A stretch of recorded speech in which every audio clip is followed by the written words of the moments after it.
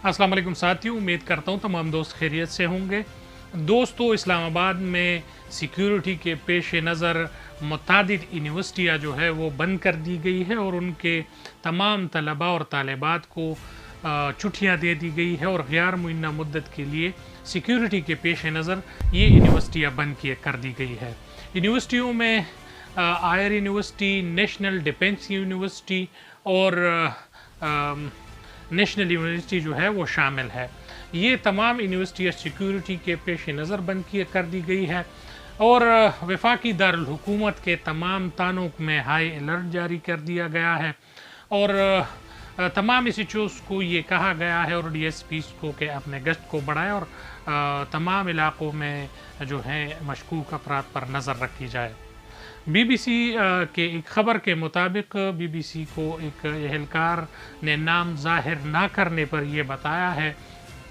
कि ये मुख्तलिफ मुल्क के अंदर मुख्तलिफ दहशतगर्दी तंजीम के ख़िलाफ़ दहशतगर्द तंजीमों के ख़िलाफ़ हालिया कार्रवाइयों की वजह से मुमकिन है कि किसी तालीमी इदारे पर और या किसी बड़े रश के एरिया पर अटैक हो सकता है, जिसकी वजह से ये तालीमी इदारे बंद कर दिए गए हैं। ये बताना जो है ज़रूरी समझेंगे कि इसके साथ साथ जो ईरान में अटैक किया गया है और वहाँ पर BLA और BLF के दहशतगर्दों के ठिकानों को निशाना बनाया गया है, तो वो लोग बदला लेने के हवाले से जो है वो अभी कोई ना कोई हरकत करेंगे, जिसकी वजह से इस इदारों को बंद करने की ज़रूरत पड़ी है। इसी हवाले से जो तमाम सिक्योरिटी इदारे हैं उनमें हाई अलर्ट है और इस्लामाबाद में इस दौरान जहां पर मशकूक अफराद हैं उनके ख़िलाफ़ जो है कार्रवाई की जा रही है और तमाम ऑफिसर्स को ये बताया गया है कि अपने आसपास और करीबी इलाक़ों में गश्त बढ़ाया जाए। जो इलाक़ों में सिक्योरिटी के पेश नज़र या सिक्योरिटी पर मामूर अफराद है वो अपने आसपास ख्याल रखें और ये वजह जो है ये हालिया दहशतगर्दों के ख़िलाफ़ जो कार्रवाई हुई है और पाकिस्तान के सिक्योरिटी फोर्सेस को बड़ी कामयाबियाँ मिली हैं, जिसकी वजह से इसके रद्द अमल आने की वजह से ये कोशिश की गई है कि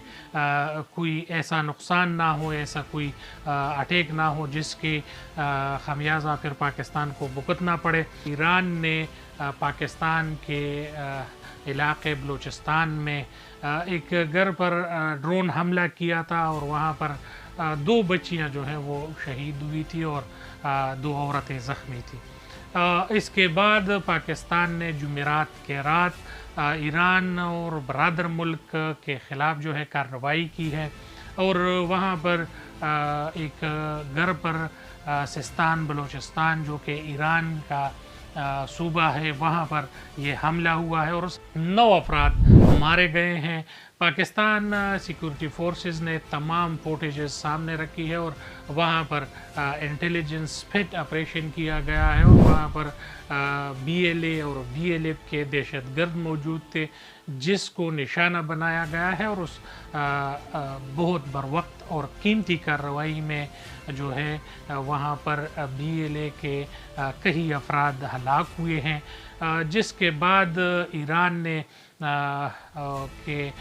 तरफ से नाज़िमुल उमूर को बुलाया गया है और उनसे सख्त अल्फाज में मुज़ाहमत की गई है। इसी दौरान कई मुल्कों की तरफ से ये बयानात सामने आई है और पहले बयान जो है वो जापान के तरफ से आई है और उन्होंने तहम्मुल का जो है दोनों मुल्कों को कहा हुआ है कि दोनों मुल्क तहम्मुल का मुज़ाहरा करें, दोनों बरादर मुल्क है और इस्लामी मुल्क है।